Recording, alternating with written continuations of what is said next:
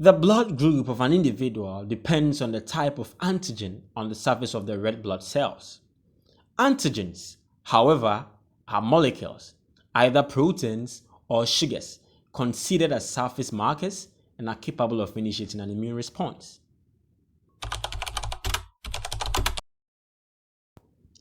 The blood plasma of every individual contains white blood cells whose main function is to produce antibodies to fight against foreign materials. Note, the keyword over here is foreign. Since every blood type has a specific antigen, anytime a person receives red blood cells with antigens that are not already present in their system, their body will reject it, and the white blood cells in the blood plasma would produce antibodies to fight and attack these antigens. This can cause a severe and possibly life-threatening reaction known as agglutination, which is as a result of a reaction between an antigen and an antibody. This is why it's very essential to match blood types whenever a person needs a transfusion in order to prevent complications associated with incompatibilities. In today's video tutorials, we'll look at the ABO blood group system. There are 4 main blood types in the ABO blood group, and they are the A, the B, the AB, and the O blood types. There are basically 2 types of antigens in the ABO blood group systems, and they are the antigen A and B. As we said earlier, antigens are surface markers, and they are what determines the blood type of an individual. Hence, a person with A antigen on the surface of the red blood cell belongs to A blood type. A person who has B antigen on the surface of the red blood cell belongs to a B blood type. And the person with both A and B antigen on the surface of the red blood cell belongs to AB blood type. And the person without the A and B antigen on the surface of the red blood cell belongs to the O blood type. So basically, O means 0 antigen, so no antigen on the surface of the red blood cell. As we said earlier, antigens are capable of inducing an immune response. Hence, each antigen would have a specific antibody in the blood plasma to help destroy foreign antigens that find their way into the blood. As a result of this, the blood plasma of an A blood type would have anti-B antibodies, and the blood plasma of a B blood type would have anti-A antibodies. Now, why do we have antibodies opposite to the antigens? This is because when we have antigens and antibodies of the same type, there would be a reaction between them, and this results in agglutination. For example, when there's a reaction between antigen A and anti-A antibodies, since they are of the same type, there would be agglutination.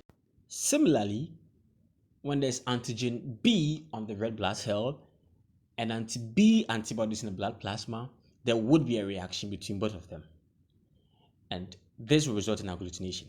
Now, agglutination is a very dangerous reaction, and we do not want that to happen.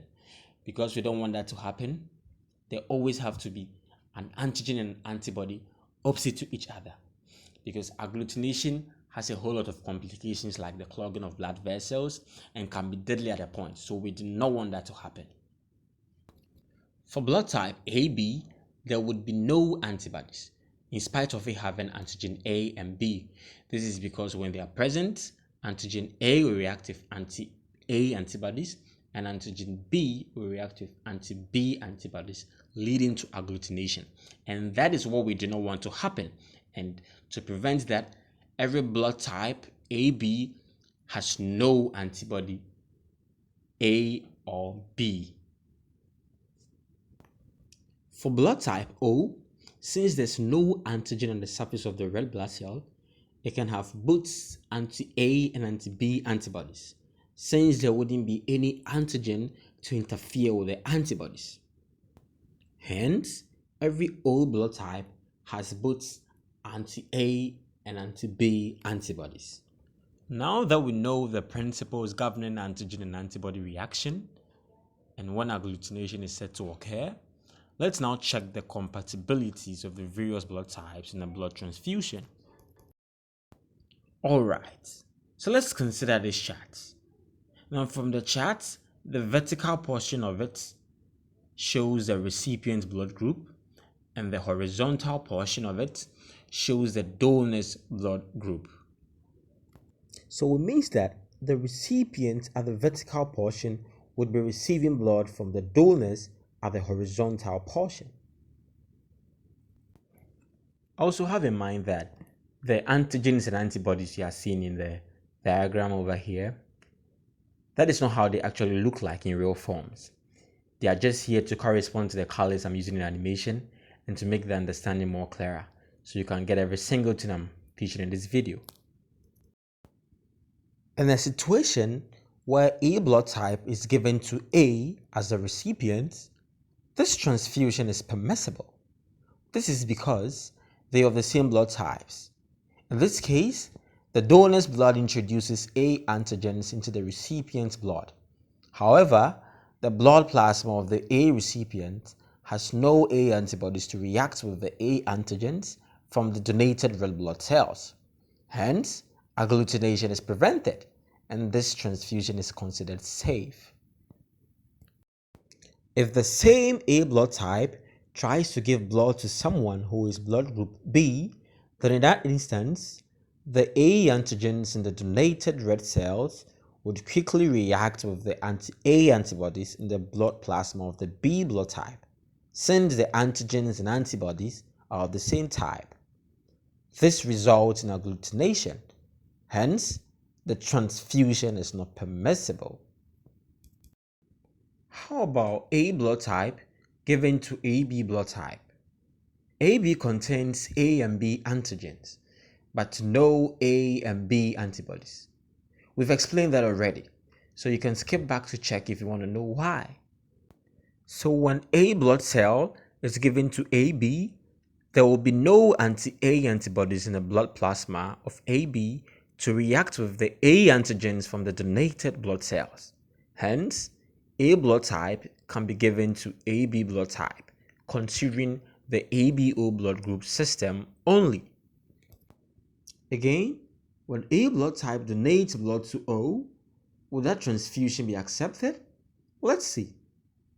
In the O blood, there are anti-A and anti-B antibodies, as you can see here. So the A antigens will react with the anti-A antibodies in the plasma of the O blood type, since they are of the same type. This reaction results in agglutination. Hence, the transfusion is not accepted. For a transfusion between B and A, where B is the donor, anti-B antibodies in the plasma of A blood type would react with B antigens. Hence, agglutination will set in, and that transfusion is not permissible. A transfusion between B blood types is permissible since the antigens and antibodies are of opposite types. Hence, there would be no reaction between them. A transfusion between B and AB blood types, where B as a donor, is also permissible, in the case whereby only the red blood cells of B is donated to AB. Since there are no antibodies in the blood plasma of AB blood type, there would be no anti-B antibodies in the plasma of AB to react with the B antigens from the donated red blood cells. Between B and O blood types, anti-B antibodies in the blood plasma of O react with the B antigens from the donated red blood cells. Hence, agglutination sets in. Therefore, this transfusion is not permissible. So we can go on and on and on and on to check the compatibilities of all the blood types in the ABO system using the same principle between antigen and antibody reactions. The key thing is that if the antigens and antibodies are of the same type, there would be agglutination, and that transfusion is considered unsafe. Once you have that in mind, you can know which blood type can be given to the other and vice versa. From the charts, we can draw some few conclusions about the ABO system. The very first one is that transfusion between same blood types is permissible. That is, every person can donate blood to their own blood type. Where we have A given to A, B blood type given to B, AB to AB, and then O blood type to O.